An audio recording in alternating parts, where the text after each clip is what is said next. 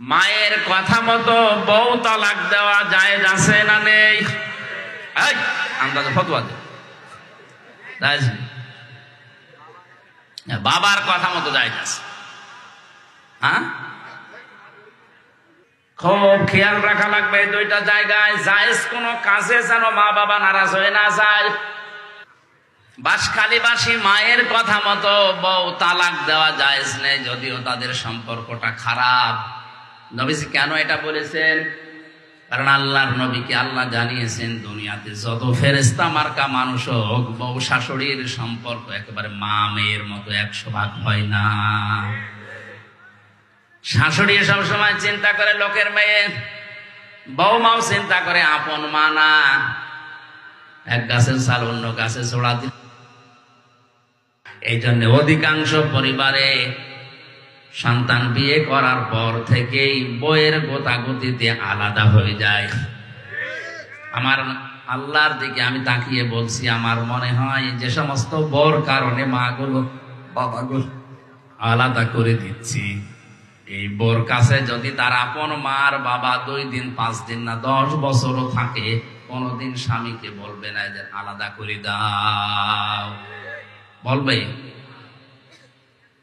আল্লাহ আমাদের মনের খবর আগে থেকে জানে, আমাদের আচরণ এই জন্যই জানিয়েছেন নবীজির মাধ্যমে যে মায়ের কথা মতো অন্তত বউকে তালাক দিতে পারবা না। হ্যাঁ, বাবার কথা মতো পারবা। যদি বাবা দেখে যে বউমার চরিত্র উলট পালট, ইসলামের নিয়ম কানুন মেনে চলে না, ক্ষতি হয়ে যাচ্ছে ইসলামের, তখন যদি সন্তানকে বলে যে বাদ দেওয়া লাগবে, বাবার কথা মতো আল্লাহর বিধানের দিকে তাকিয়ে হলেও বাদ দেওয়া যায় যাচ্ছে।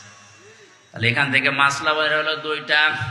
মায়ের কথা মতো যত খারাপই হোক বউ তালাক দেওয়া, বাবার কথা মতো জায়েজ আছে। হযরত ওমরের সন্তানকে হযরত ওমরের কথা মতো আব্দুল্লাহ তালাক দিয়েছিল।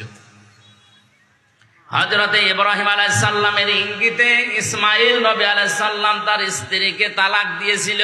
কথা বলে না কেন?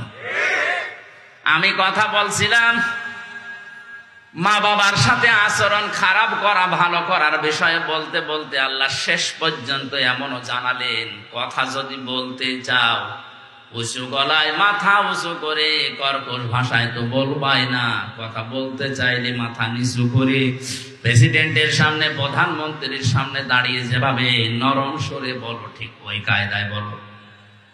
আল্লাহ তা কায়দা শিখিয়েছেন। দেখেন তো পরের আয়াতে, أخفض لهما جناح الذل من الرحمة وقل رب ارحمهما كما ربياني صغيرا।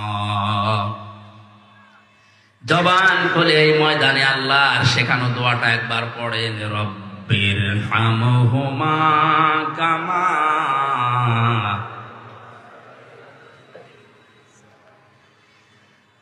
অখফেদ আলেমদেরকে বলছি এবার। আল্লাহ বলেন খফজন শব্দের শাব্দিক অর্থ কিন্তু ডাউন করা, শুধু ডাউন না, খফজন মানে ডাউন করার পরে ফল করে দেওয়া। আল্লাহ বলেন ডাউন করবা, এরপরে ফল করবা। কি?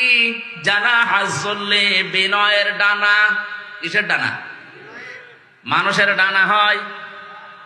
হ্যাঁ, না না, ডানা হয় না। মানুষের তো হাত, মানুষের ডানা নেই। আল্লাহ ডানা ধার করে এনে এই জায়গায় লাগিয়েছেন। বালাগাত মান থেকে একটা চ্যাপ্টার আছে, আল্লাহ কেন ডানা ধার করে নিয়ে এসে আমাদেরকে দিলেন। আমাদের তো বাহু আছে, বাহু বল। আমাদের হাত আছে, ইয়াদুন শব্দটার মানে হাত। আল্লাহ ইয়াদুন মনে হয় জানে না। আল্লাহ জানা হুন দিয়েছেন। ডানা শব্দ এই জন্য দিলেন কারণ ডানার ভেতরে পর থাকে, এটা মোলায়েম, সফট, নরম, কোমল, এটা আরামদায়ক। আর হাতের ভেতরে আছে হাড়, এটা এত শক্ত, যদি মোট করে কেউ পিঠের ওপরে লাগায় বলবে কি লাগালাম, 65 না 100।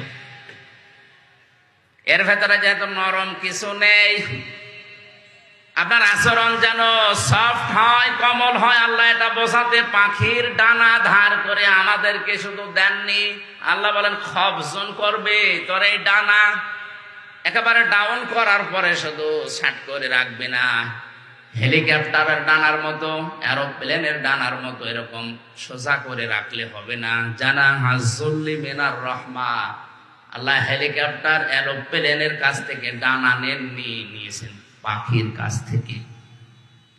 ওদের কাছ থেকে নিলে আল্লাহ সমস্যা কি ছিল? সমস্যা ছিল এরোপ্লেনের ডানা ডাউন হয়, ফল হয় না, ফল হলে উড়ে। আর পাখির ডানা ডাউন করার পরে ফল করলে উড়ে যেতে পারে। আর এর ডানার ভেতরে এমন নরম নরম পর আছে, পাখা আছে, এত সফট এটা, কমল এটা, এত আরামদায়ক। সিল যখন সোমারে মা পাখিটা আস্তে করে নিজের ডানাটা বিছিয়ে দিয়ে ফল করে দেয়, বাচ্চারা ওর নিচে একটা কিচির মিচির আওয়াজ করে, এটা অনির্বচন সুখ অনুভব করে। আল্লাহ দুনিয়ার মানুষকে উদাহরণটা দিয়ে বোঝাতে চেয়েছেন, পৃথিবীর মানুষেরা তোমার মা বাবা শেষ বয়সে এসে যখন তোমার আন্ডারে আসবে, তোমার এই ডানার নিচে থাকার পরে যেন মনে করে যে আমার হামজা থাকতে আমার আর অসুবিধা নেই। কথা বলে না কেন? এরকম মনে করতে পারছে? বলেন বলেন না,